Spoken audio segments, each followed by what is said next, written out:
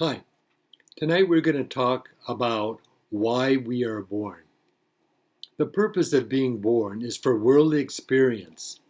The main point for living is spiritual liberation, which is our graduation. These existential questions are concerned with the purpose of our life, as we are not born to make others understand, but for us to understand ourselves. The more we understand ourselves, the less problems we have, because life is what causes distress, worry, and indigestion. We don't find peace by changing around and switching our environment and situations to another, but by being aware, realizing that something is wrong, and having the understanding to correct it. Our life is not developed or brought into being by the shoes we wear, but by lifting one foot after the other in order to go somewhere. Happiness does not depend on what we wear, what we possess, our situation, or what our title is, as it depends on knowing ourselves. Our attitude, our mindset, and being grateful for what and where we are now. Otherwise, we will be wasting our time, waiting a long time for something else to happen, when happiness is our choice. It comes from within us and not to us. The Dalai Lama says, happiness is not something ready-made. It comes from your own actions. Aristotle said, happiness depends on ourselves. The constant movement of energy transforms the material world into basic elements that hypnotize our senses, like a fire or a stream of water attracting our attention. The material world is created for our perception and pleasure, as the phenomena in the world are constantly changing. Our innermost consciousness also experiences physical reality, but only after some time, usually involving difficult pain and delay, we arrive at our innermost conscious self.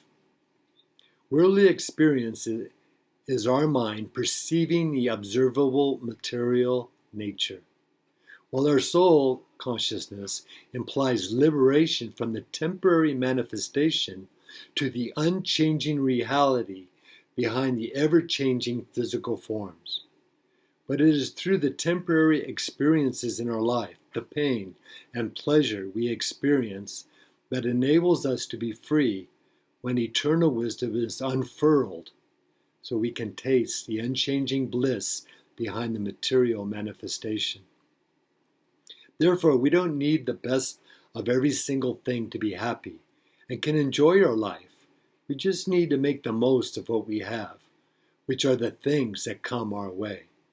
Leo Tolstoy said, happiness does not depend on outward things, but on the way we see them. C.S. Lewis said, do not let your happiness depend on something you may lose. When our soul consciousness unites with physical energy, we are born and come into existence of our mental and physical reality. The problem is, when we identify with the body and mind, we slowly lose contact with the soul. Our pure consciousness has no features or characteristics because it is not born and never dies, as it is beyond and encompasses the material world. It is pure because the spirit can't be described, but it is embedded and immersed in the subtle energy around us in all dimensions of our mind. It is the ultimate experiencer because it is independent and experiences everything at the same time in all bodies and innumerable states of mind, in different combinations with the elements.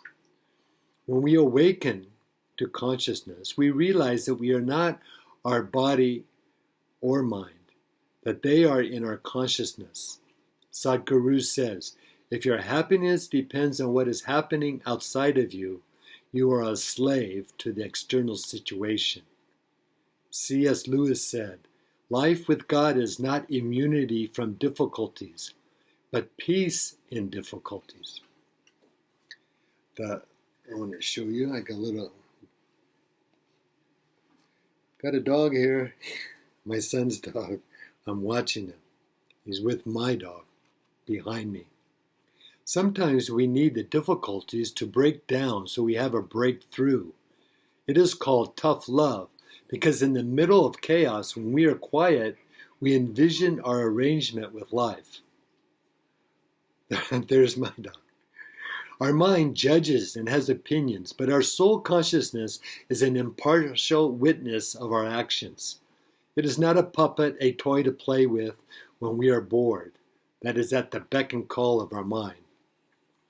Our mind does not like the difficult life, but the divinity within us loves and honors everything and even loves the bad experiences that form our identity, like water flowing through limestone. Strength grows from the moment we are born. We can't talk, we can't crawl, walk, or even roll over, but infants keep going anyway, despite the interruptions. They get through those tough times on their own with a little nudging from their parents, and they get strong because they want to survive. Bob Marley said, "You never know how strong you are until being strong is your only choice." Patanjali said, "The soul does not love, it is love itself. It does not exist, it is existence itself. It does not know, it is knowledge itself." Consciousness and bliss are always present, but we don't accept it. We doubt that it exists because it is beyond the mind. René Descartes proposed the thesis that I think, therefore I am, which is a philosophy of doubt that is derived from knowing. He says our physical nature is represented by our five senses, and that our mental nature is connected to our soul. If we feel or see something, we think it exists, but it does not prove existence because our five senses can play tricks on us, and in the same way, our brain can play tricks. We can imagine something that does not exist, or on psychedelics, we can see and experience things that are not there. Descartes considered the body and soul to be separate, but interacted, so he introduces us to dualism with mental and physical realities. The problem is, he doesn't explain the relationship between the mental and physical when our mind can affect our body. Descartes knew his senses could be deceived and that his mind could make mistakes. So concluded there was a God, but couldn't explain it. I agree we exist in a mental and physical reality, but I feel we are a consciousness with a mind and body that connects them. Therefore, we are the mind and body's observer, the pure awareness or pure consciousness that awakens with love, dissolving all divisions. The physicist Max Planck said, "I regard consciousness as fundamental. I regard matter as a derivative of consciousness." Albert Einstein said, "A human being is a part of the whole called by us universe, a part limited in time and space. He experiences himself, his thoughts, and his feelings as something separate from the rest, a kind of optical delusion of consciousness." We can call quantum science the science of consciousness, but in the time of Jesus, they didn't have science, so they talked about being born again. Jesus said to Nicodemus, "Very truly, I tell you, no one can see the kingdom of God unless they are born again." John 3:3. Nicodemus replied, "How can a man be born when he is old and can't enter the womb and be born again?" Jesus replied, "I'm not talking about physical birth. That which is born of the flesh is flesh, and that which is born of the Spirit is spirit." John 3:6. When children learn enough to walk, they go to the monkey bars and soon learn they have to let go of one ring to move to the next ring. We have to let go of our distractions, resistance, and thinking to wake up to the reality of consciousness. Descartes can say, I think, therefore I am, but our mind can think all at once as we identify with our thoughts, but they can't get us back to the pure consciousness that we never left.